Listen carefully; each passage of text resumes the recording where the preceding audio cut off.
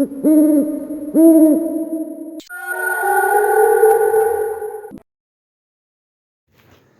اللہ الرحمن الرحیم۔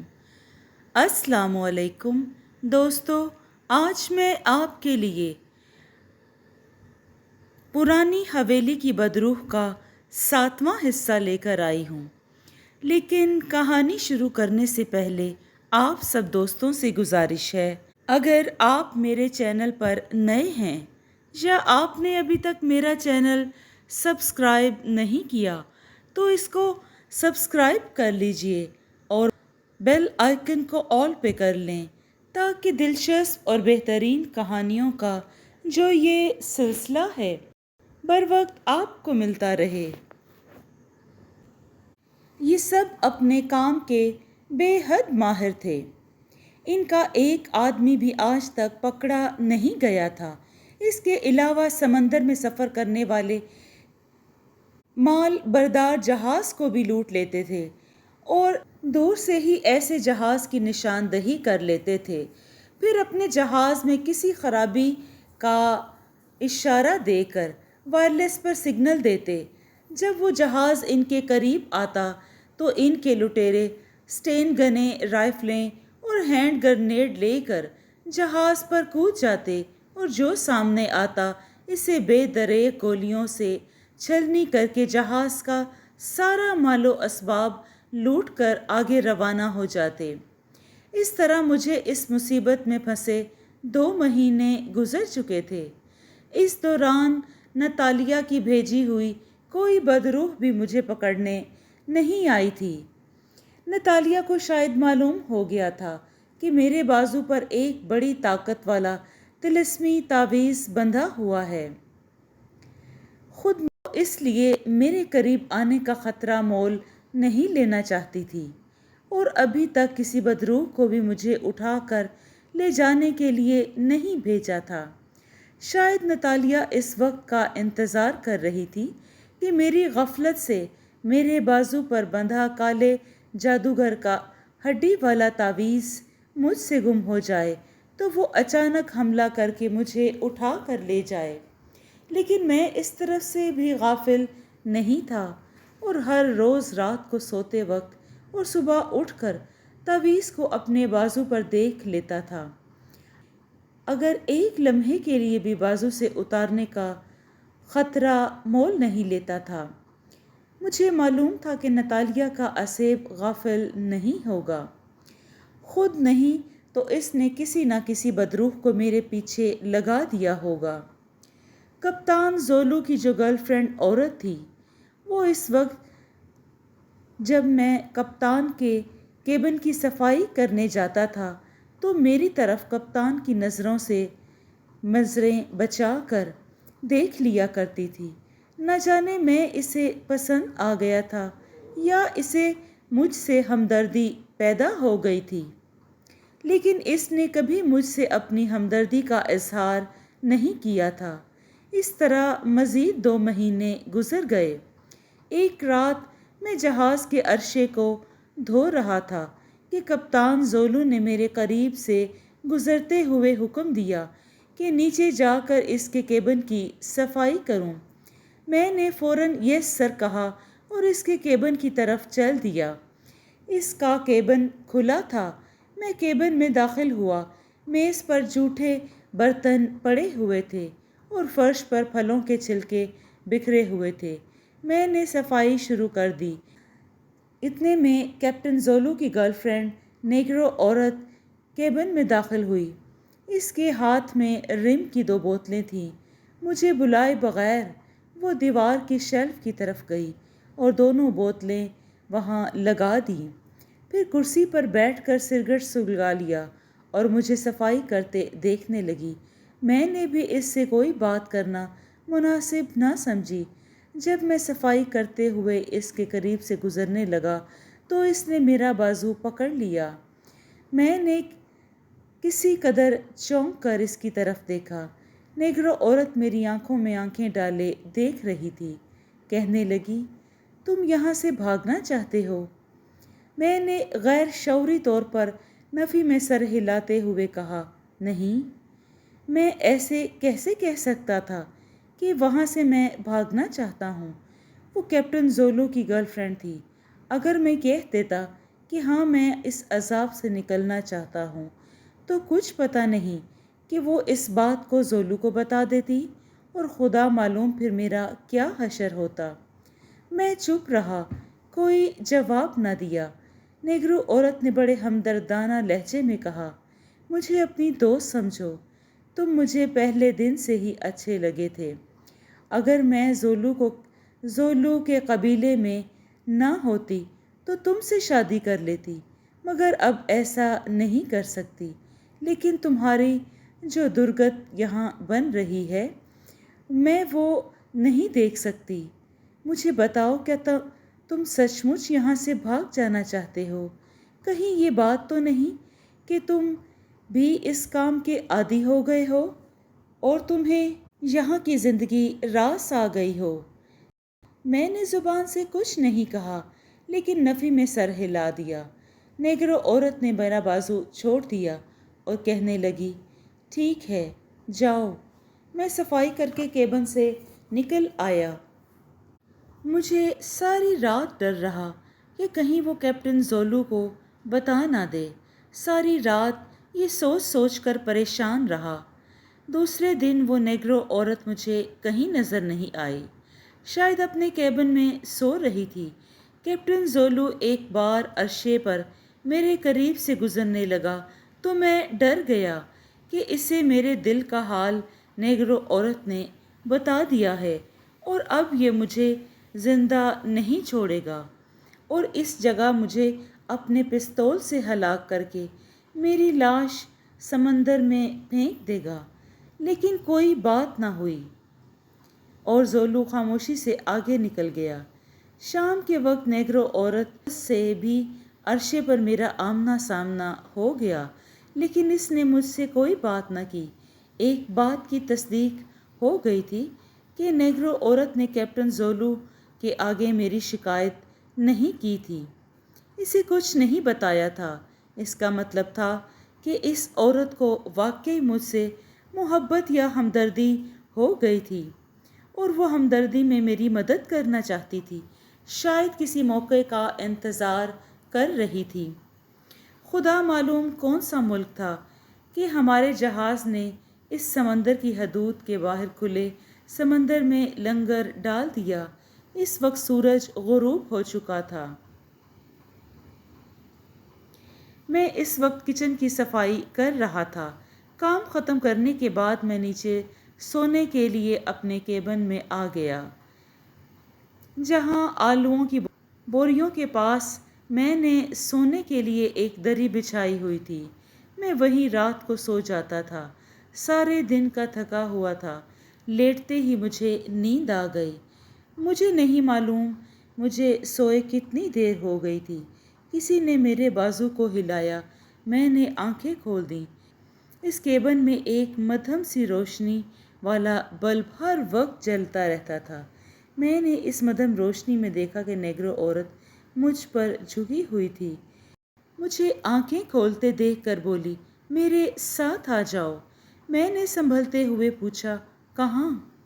نیگرو عورت نے دھیمی آواز میں سختی سے کہا، خاموش رہو، میرے پیچھے پیچھے چلے آؤ۔ میں سمجھ گیا کہ اس نے میرا فرار کا بندوبست کر دیا ہے۔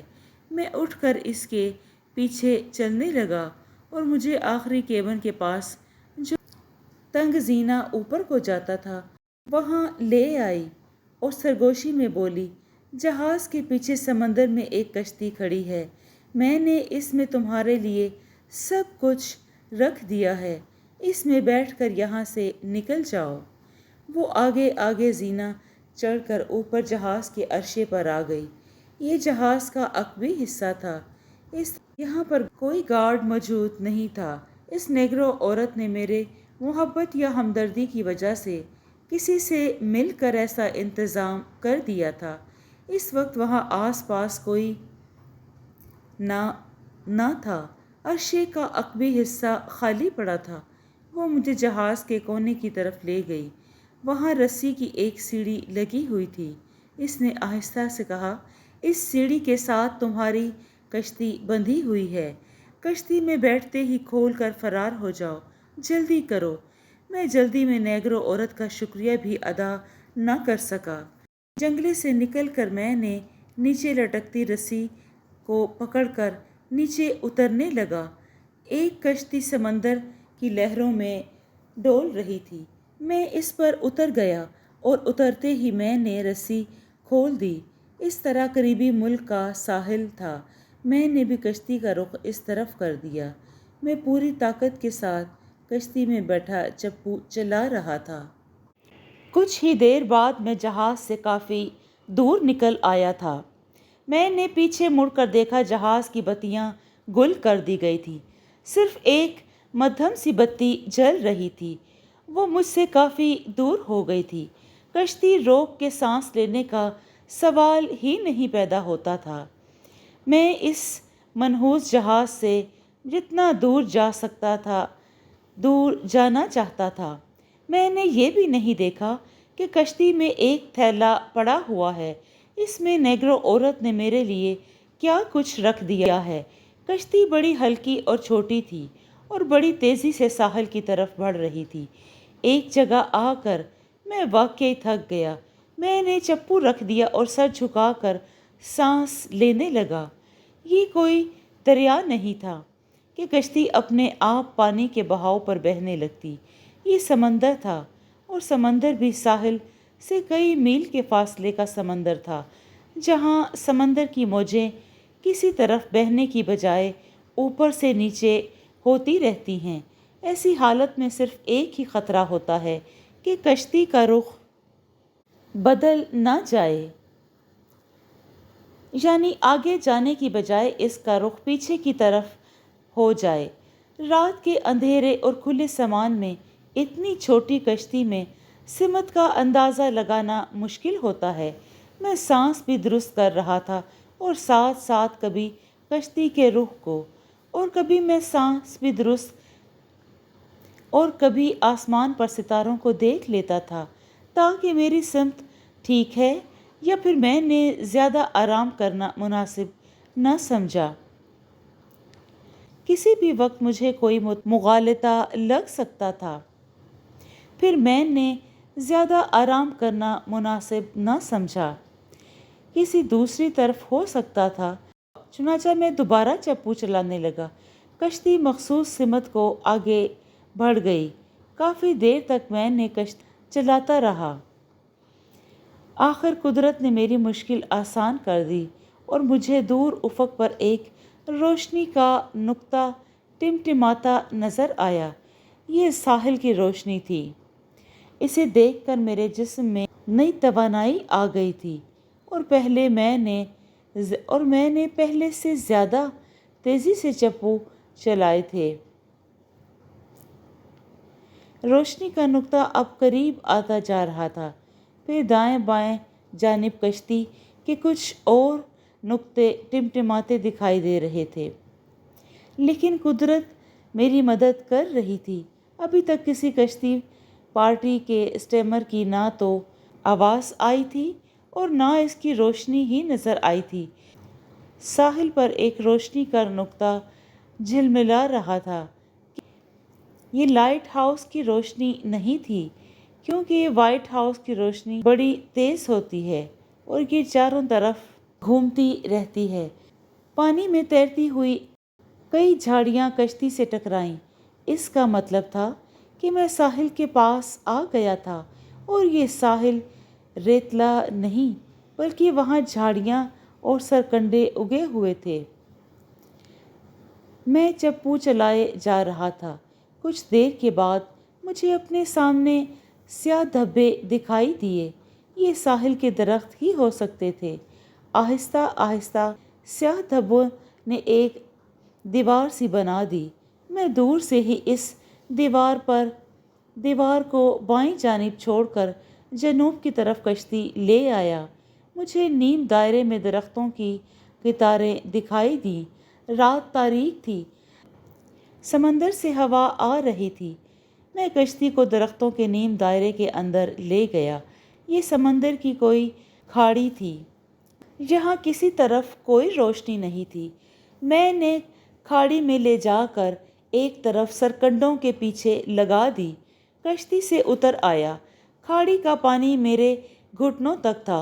मैं कश्ती को खींचते हुए साहिल पर ले गया और इसे एक जगह सरकंडों के साथ बांध दिया और कश्ती में बैठकर गौर से इर्द गिर्द का जायज़ा लेने लगा। खाड़ी की बाईं जानिब दूर बहुत ही तेज़ रोशनियां नज़र आ रही थी, मगर मेरे दाएं जानिब सामने की तरफ कोई रोशनी नहीं थी। मैं उस थैले की तरफ मतवज्जो हुआ जो उस नेग्रो औरत ने मेरी कश्ती में रख दिया था। मैं थैला खोल कर इसमें हाथ डाला। मेरा हाथ एक टॉर्च से टकराया। मैंने टॉर्च को बाहर निकाल लिया। ये छोटे साइज़ की टॉर्च थी। मैंने इसका मुंह थैले की तरफ करके टॉर्च का बटन दबाया। इसकी रोशनी में थैले की चीज़ों को देखने लगा। थैले में एक पतलून और एक बुश शर्ट, एक खंजर और एक डब्बे में उबले हुए चावल थे। एक लिफाफा भी था। मैंने इसे खोला तो इसमें करेंसी नोट थे। मैंने वो पैकेट खोला तो उसमें 50-50 और 10-10 के नोट थे। मैंने ले लिए। कुल 2,500 रुपये थे। नेग्रो औरत को मालूम था कि जहाज़ इंडिया के साहिल के करीब लंगर अंदाज है। चुनाचा मैंने थैले में से इंडियन करेंसी नोट रख लिए। इन लोगों के पास हर मुल्क की करेंसी हर वक्त मौजूद रहती थी। मैं इस वक्त जहाज़ से काफ़ी दूर था। मैंने वर्दी उतार कर पतलून और बुश शर्ट पहनी और खंजर को जेब में रख लिया। वहीं बैठकर थोड़े से चावल खाए और सितारों को देखकर अंदाज़ा लगाने की कोशिश करने लगा। अगर ये इंडिया का साहिल है तो मशरकी साहिल है या मगरबी साहिल, सितारों के मुशाहदे में कोई अंदाज़ा ना लगा सका। जब सूरज तलू हुआ तो मुझे पता चला कि मैं इंडिया के मशरकी साहिल पर हूँ। अब ये देखना था कि ये इंडिया के सूबा केरला का इलाका है या सूबा कर्नाटक का साहिल है। आगे नारियल के दरख्तों के नीचे कुछ झोंपड़ियाँ थीं। एक औरत सिल पर चावल पीस रही थी। इसका दुबला पतला मर्द करीब ही बैठा सूखे नारियलों की छाल उतार रहा था। मैं इनके पास जाकर आदमी को प्रणाम किया और इस इलाके की हिंदी ज़ुबान में पूछा कि वहाँ से शहर का रास्ता कौन सा है। इसने हिंदी में मुझे अपने पीछे इशारा किया। इधर को आगे पाल घाट है। मैं समझ गया कि मैं भारत के सूबे केरला के साहिल पर हूँ। पाल घाट केरला की अहम बंदरगाह है और रेलवे स्टेशन है जहाँ से मुझे मुंबई जाना था। बस एक दिन और एक रात का ट्रेन का सफ़र था। खुशी मुझे इस बात की भी थी कि मैं साहली हिफाजती गार्ड की निगाहों से बचकर इंडिया में दाखिल होने में कामयाब हो गया था। मैं नारियल के जंगल में दाखिल हो गया। ये जंगल बड़ी दूर तक फैला हुआ था। मैं जितना चलता गया आखिरकार जंगल ख़त्म हो ही गया। छोटी छोटी झोंपड़ियों की एक बस्ती आ गई। मैं इससे बहुत दूर आगे निकल गया। आखिरकार मैं पाल घाट के रेलवे स्टेशन पर आ गया। मालूम हुआ कि केरल एक्सप्रेस 2 घंटे बाद मुंबई रवाना होगी। मैंने वहीं स्टेशन पर थोड़ा नाश्ता किया और ट्रेन के इंतज़ार में बैठ गया। ट्रेन ने वहीं से तैयार होना था। अपने वक्त पर ट्रेन प्लेटफॉर्म पर आ गई। मैंने एहतियात के तौर पर सेकंड क्लास का टिकट ले रखा था। सेकंड क्लास कंपार्टमेंट बिल्कुल खाली था। मैं एक कोने वाली सीट पर बैठ गया। ट्रेन मुंबई की तरफ रवाना हो गई। मैं कैप्टन जोलू की जालिमाना कैद से निजात हासिल कर चुका था। ये हकीकत थी कि एक नेग्रो ने मेरी मदद की थी तो मेरा डाकुओं के जहाज़ से फरार होना नामुमकिन होता। कुदरत ने इस नेग्रो عورت کو میری مدد کے لیے بھیج دیا تھا۔ میں دل میں اللہ تعالیٰ کا شکر ادا کر رہا تھا۔ ٹرین کا نام تو کیرل ایکسپریس تھا، مگر وہ ہر اسٹیشن پر کھڑی ہو جاتی۔ سورج غروب ہو رہا تھا جب ٹرین منگلور پہنچی۔ رات کے وقت حویلی کا اسٹیشن آیا۔ میں برتھ پر چڑھ کر سو گیا۔ میرے سوتے ہی ٹرین کولہان پور کے اسٹیشن سے گزری۔ دن کافی چڑھ آیا تھا جب ٹرین پونا پہنچی۔ اب ممبئی زیادہ دور نہیں تھا۔ آخر میں ممبئی پہنچ گیا۔ مجھے ایسے لگ رہا تھا جیسے مجھے نئی زندگی مل گئی ہو۔ نتالیہ کے آسیب اور ان کی بدروحوں میں سے کسی نے ابھی تک مجھ پر حملہ کرنے کی کوشش نہیں کی تھی۔ کالے جادوگر کی دی ہوئی انسانی ہڈی اس طرح میرے بازو کے ساتھ بندھ گئی تھی کہ جیسے وہ اس کا حصہ ہو۔ ممبئی کے اسٹیشن سے میں ٹیکسی پکڑ کر اپنے دوست کے گیراج میں آ گیا۔ جمشید مجھے دیکھ کر بس دیکھتا ہی رہ گیا۔ کہنے لگا، فیروز، خدا کے لیے مجھے ایک ہی بات بتا دو کہ تم کن چکروں میں پھنسے ہوئے ہو؟ اچانک غائب ہو جاتے ہو اور پھر اچانک کسی طرف سے نمودار ہو جاتے ہو۔ آخر یہ سب کیا ہے؟ میں نے کہا، جمشید، وقت آنے پر میں سب کچھ بتا دوں گا۔ اس وقت میں آرام کرنا چاہتا ہوں۔ جمشید نے کہا، اوپر چلے جاؤ، میرا بیڈ روم خالی پڑا ہوا ہے۔ تم ناشتہ نہیں کرو گے؟ ناشتہ میں نے ٹرین میں کر لیا تھا، میں نے کہا، اور جمشید کے بیڈ روم آتے ہی میں نے اپنے آپ کو بستر پر گرا دیا اور گہری نیند سو گیا۔